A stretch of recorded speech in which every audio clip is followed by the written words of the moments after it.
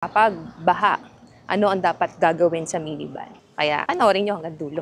Sa mga automatic dyan, ang transmission, watch this. Welcome back mga kakayen! Nahilo ko. For today's video, ay babalik tayo sa nakaraan. Medyo matagal na to kasi itong video na to ay nung May pa. Diba nare-release si Kiki April 2025, then pina-ATF dialysis namin siya nung May. So dito makikita nyo, ano nga ba ang naging signs kung bakit namin siya pina-ATF dialysis. So, sa mga automatic dyan, ang transmission, watch this. ATF dialysis kasi para mas malinis yung transmission fluid ng sasakyan. Kasi kapag yung normal na drain lang or baba yung oil pan or ATF pan ng sasakyan, ang nakukuha mo lang na fluid doon is kung ano yung nandun sa pan niya or doon sa lagayan kung saan nai-imbak yung fluid. Unlike pag dialysis, napapalitan talaga lahat yung kasulok-sulukan or yung buong sistema or buong line ng transmission. Kaya mas magiging malinis yung fluid. Yung ATF naman is pinalitan naman to ng builder. Pero yun nga, ano lang siya, drain then replace, hindi siya dialysis. And also, hindi naman namin alam yung history nung sasakyan kung nag-ATF dialysis na to. Kaya just to make sure na yung fluid is all good, kaya magpapa-ATF dialysis kami. Though medyo pricey nga lang talaga kapag nagpa-ATF dialysis. Minsan ano lang naman to, matagal naman bago ka uli magpa-dialysis. Mas mura naman magpa-ATF dialysis kaysa masira ka ng transmission. Dito na lang tayo sa sa prevention na agad kaysa repair or palit transmission. Yeah, puro yan lang ang masasabi ko kasi hindi ko naman alam yung mga ganyang bagay. Hindi na pavement to eh. Yung pavement ay ano na. Rough road na lang dito. Ay, medyo maganda na sa part na ito. Saan nadaan truck dito? So, di ba, siya, ipapa-ATF dialysis mo? Bakit mo nasabi or ano yung nakita mo?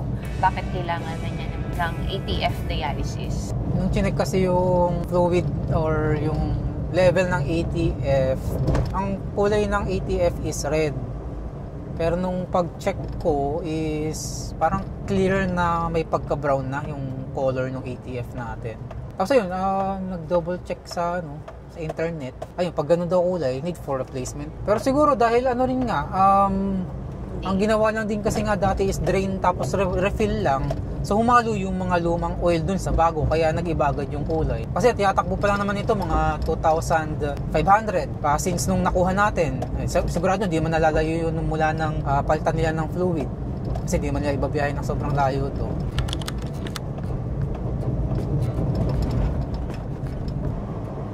Naamoy ko yung amoy... Damo. Yan yung palay. Amoy bukid. Amoy probinsya. Ayan dami nilang tanim. Ano kaya yan? Strawberry. What? Katabi ng Mikain's Restaurant tong Sky Car Care Services. Ay, nakalabas yung Dito na ulit tayo sa Sky Care. Well, hindi, ay 11:36. Mechanic din yata yun. Mechanic, madumi yung puwet eh. Uy, rinig na rinig! Ano, bakit madumi yung puwet? Kasi na nagpupunas ng kamay. Ang sa langis. May pupunta rin isa road dito, sabi ni Sir Leo. Baka to nga. Ebong kung yun. Ka-ano nyo rin? Ka-MJAS.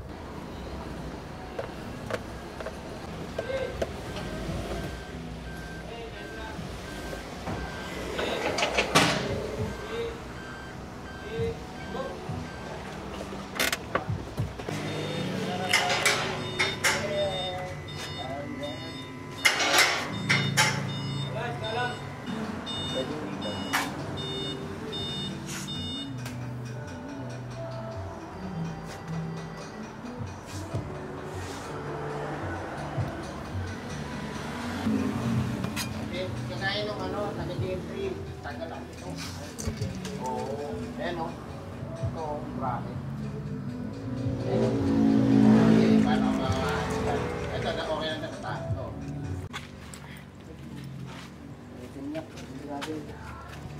May kulay o. Sunog na? Sunog na. Ang mismo. Ay, kulay ano nga. Ang sobrang labnaw na, no? Ganyan kalabnaw talaga. Individual lang. Tulong mo. Putik. Putik na.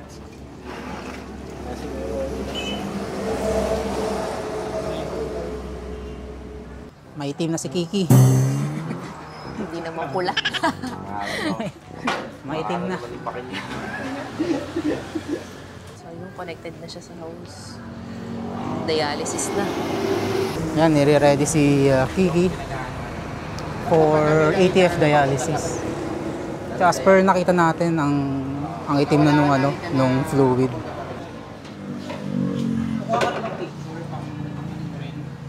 Oo.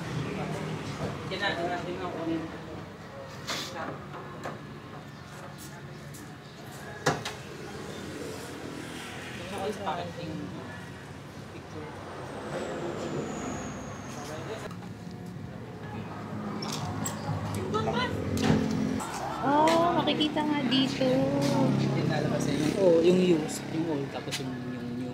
Ang galing. ATF exchanger.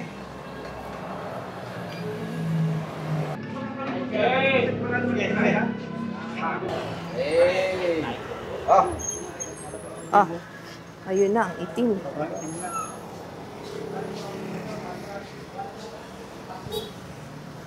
Meron na? Ayun no, itim. Yan na po may itim. Ayun no. Okay na yan. Hindi ko na makita, sobrang itim. Mamaya mag-clear na yan. Ganito ang kulay nito. Ganyan ang kulay niya. Tapos ngayon, nung humigop na siya, hinigop niya na, ito na ang kulay niya. Brought to you by Totachi Automatic Transmission Fluid. Sinasali na nila yung bagong... Ayan o. Yan naman yung bago. Close up mo. Ayan o. Pulang-pula. Parang cranberry juice. Strawberry. Ganito yung kulay niya kapag bago pa talaga. Pulang-pula.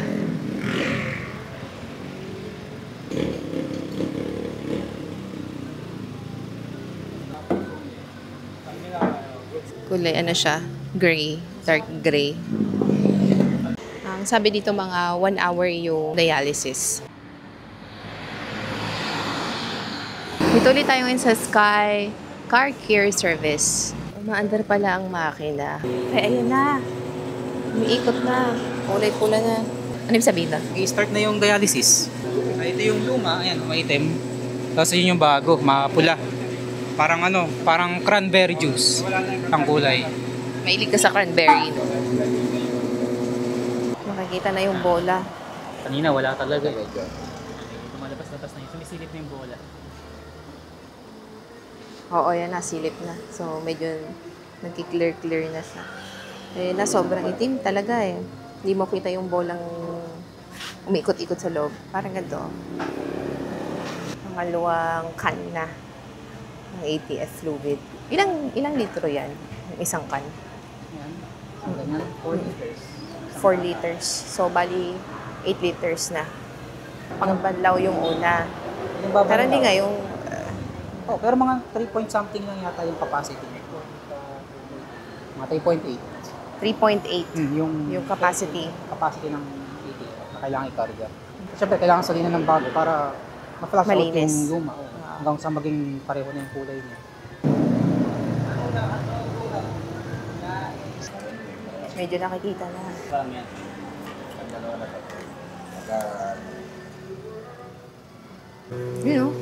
Yun o, medyo nag-iiba na. Oh, sumisilip na yung bolang puti.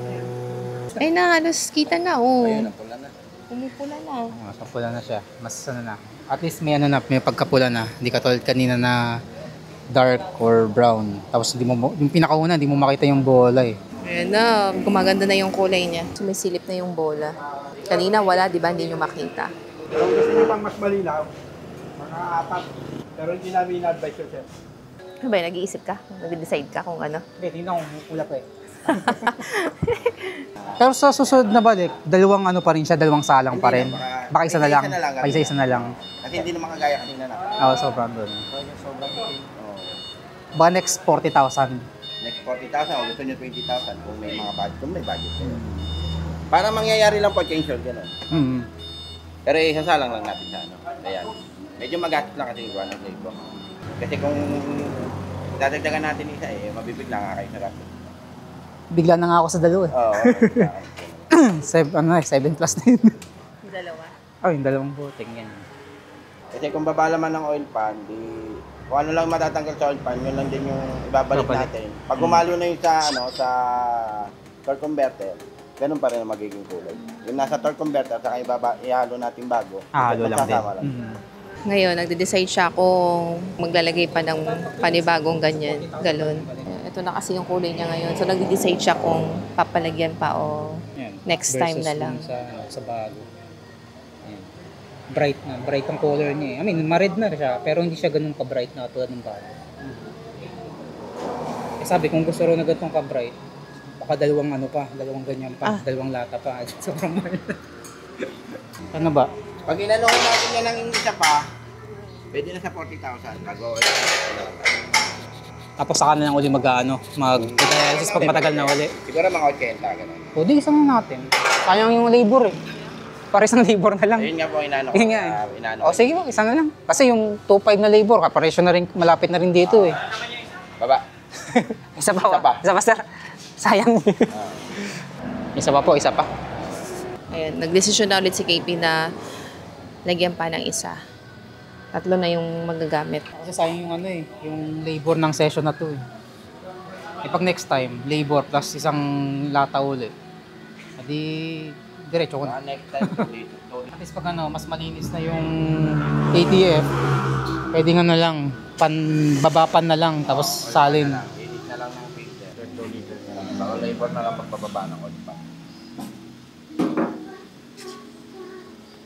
3 lata na to. Pagbabawa.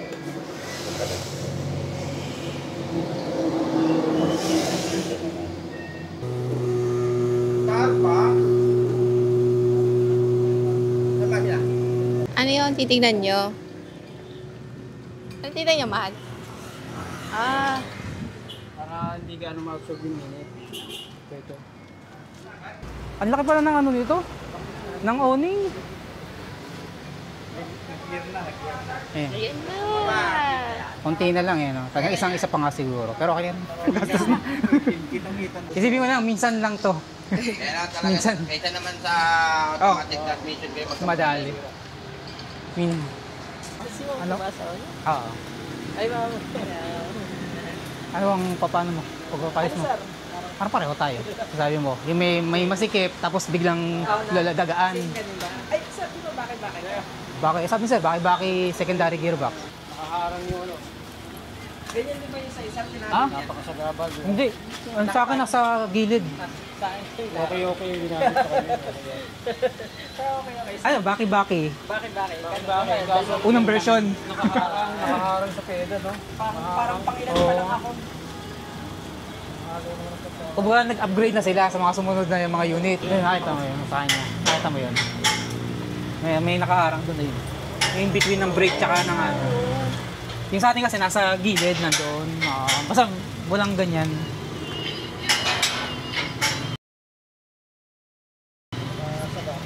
Hindi ba nasipol yung owning mo? Hindi, sir. Pag ano? Kasi sabi nila pag hindi raw hard case, nasipol daw pag high speed. Hindi ko alam sa ano eh. Original, ito yung galing sa kanila, no? M-Jazz. Ito yung mo, nag-ano. Nawawala to. Yan, itong cover nito. Yan, nagkakasipol. Anong size ito? Ano, sir? Nagamit mo na to? Hindi pa eh. Kakapit lang nito. Siguro, pero Ano to? 3x3 meters? Laki. 2.4. 2.4, ganyan kalaki. Extended. So, ang cover niya, ito, ang ganito. Laki. Pero pwede naman siyang ano, di ba? Hindi mo naman hugutin lahat, di ba? O kailangan hugot talaga, sagad. Mas malapit. Malapit na siya. Hindi ka tulad kanina medyo nag-clear na siya. Opo, no? Mas maitim pa to dapat. Kasi may halo na to. Yung kanina, ano talaga eh. Brown black. Ganun eh. Ayan, medyo may pula na yan kasi nahaluan na. Mabilis na ako. Baka mas matikit na sa gas. So, tapos na ang ATF dialysis ni Kiki. Kiki. Kaya, siya tanongin mo. Kiki. Hindi ko rin alam. Cute daw eh. Kasi puro ano kami, letter K sa pangalan. So, naganap lang ako ng letter K. Tapos yan yung isa sa suggestion na name. So, medyo pansinin. Kiki. Pink Kiki. Kung magkaroon kayo ng malaking speaker lahat, lilingon eh. Pink na Kiki. Upgraded na. Upgraded na. Oo, ako nagkabit. PIAA. Kasama rin po ba kayo? Hindi po. Light, tandaan mo lang ako. Siguro mo yan, mamagutom.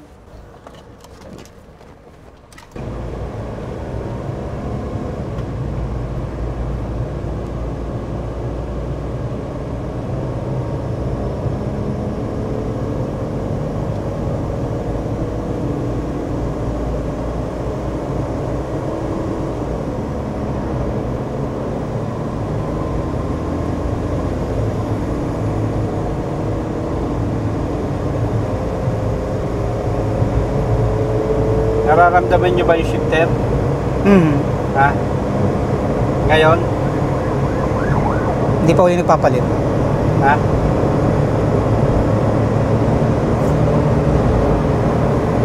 Ano po ba yung normal na ano? Na dapat range na pag Kasi sa akin, 2.5 to 3 RPM, dapat nag-shift na siya na low to high gear na po yun. sa low to ano siya. Ngayon, ito, naramdaman mo ba yung shifter? Shift niya ngayon? Apo. Pero hindi ganun kalakas o ganun... Smooth naman, smooth. Pero hindi po ba mataas yung ano, yung palit niya? Parang more than 3. Oo, medyo mataas siya sa 3 para sa 3 and 4. So, kasi yung delaying shifter niya malamang yon sa rebuilding kit na. Kita mo yung oil can natin, napaka-itim. Yung itim na yun, nanggagaling yun doon sa rebuilding kit. Familiar ba kayo doon, sir? Hindi, itim. Yung rebuilding kit, which is parang sa manual, yan po yung flange natin. Okay. Yung sa pressure plate, tsaka yung flange disc. So yun po yun. Kaya po, may problema na, ganun kaya? Medyo manipis na siya. Pero ito, yung sa shift na ito ngayon, like before, hindi ko naman na-drive to eh. Ramdam ko may pagbabago. Teka, tatabi ko lang sir ha. Sige. Tatabi ko lang. Kayo nagda-drive nito, so alam niyo yung dapat, alam niyo kung may pagbabago. Wala. Ano, sir, ipalit tayo. Kung pupwersa yun sir ha. Yung ano lang, Yung parang dahan-dahan. takbo ko lang din kanina.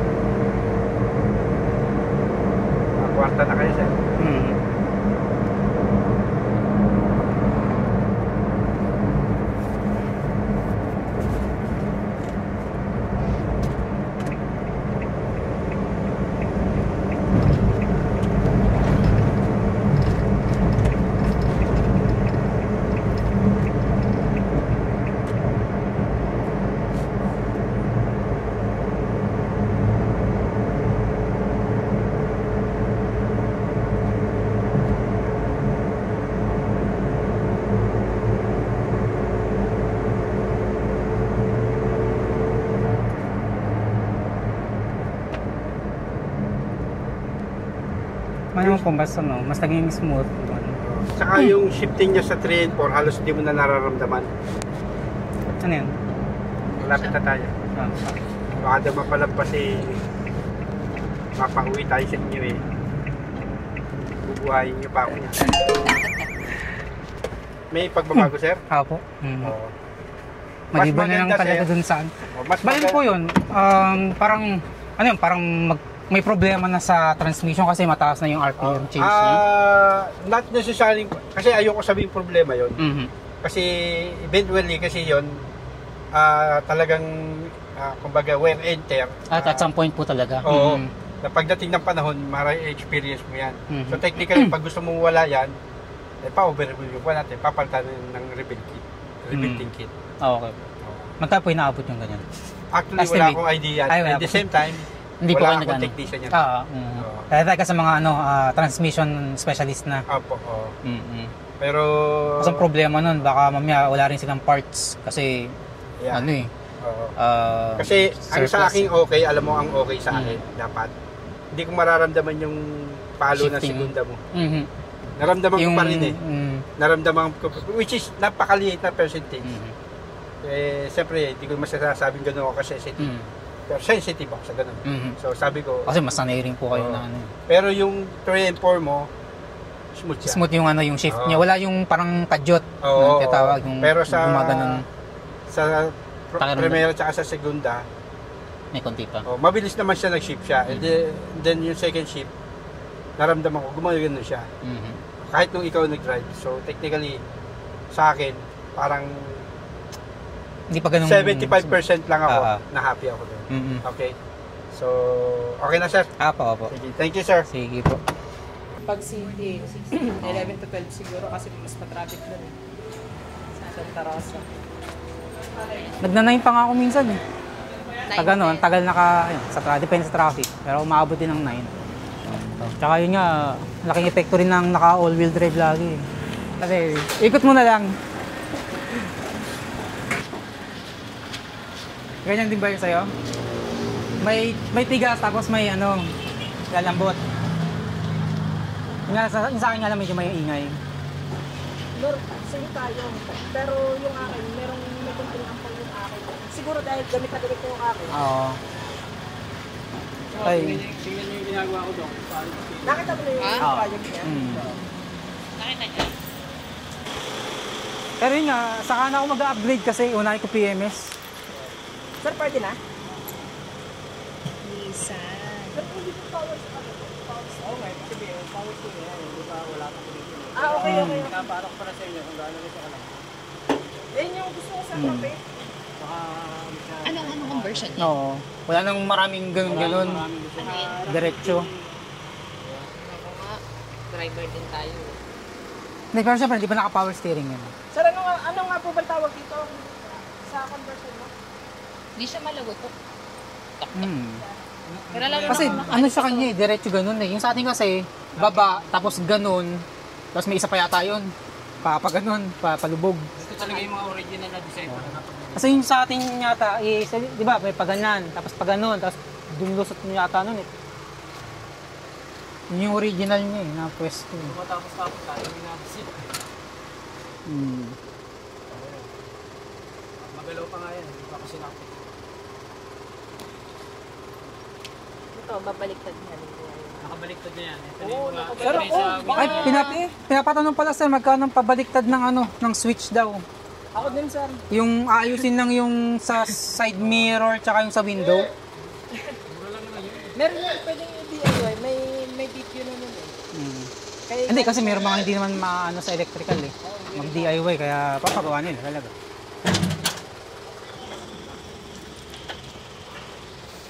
Yung original namin.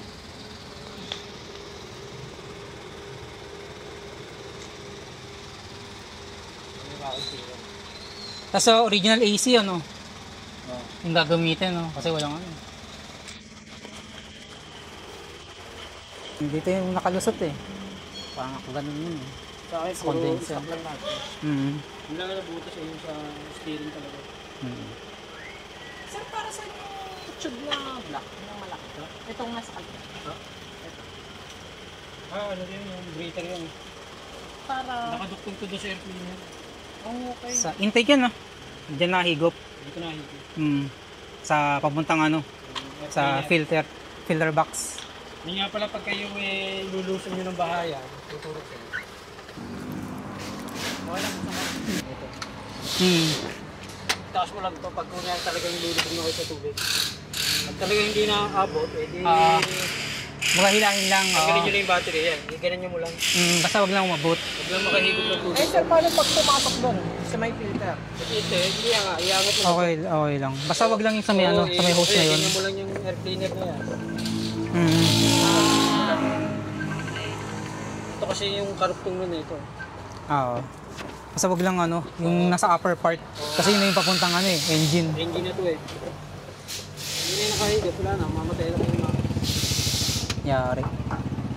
And that's our video for today. Kung napanood nyo hanggang dulo yung video, may tips doon si Sir Leo about sa minivan kapag sakaling lulusong kayo sa baha. Ngayon, alam nyo na kung ano yung tips na yun. If you have any more questions or suggestions about sa minivan natin, comment down below kasi malay nyo, magawa natin ng video and baka naman meron din na kaming mga existing video or recorded video na hindi pa namin na-upload. Kung nakarating ka sa end of the vlog, thank you everyone. Thank you. Sa mga new viewers natin dyan, don't forget to like, share, and subscribe. And hit that notification bell para updated kayo sa mga next uploads namin. Dito, sa The Kale Vlogs. Hey!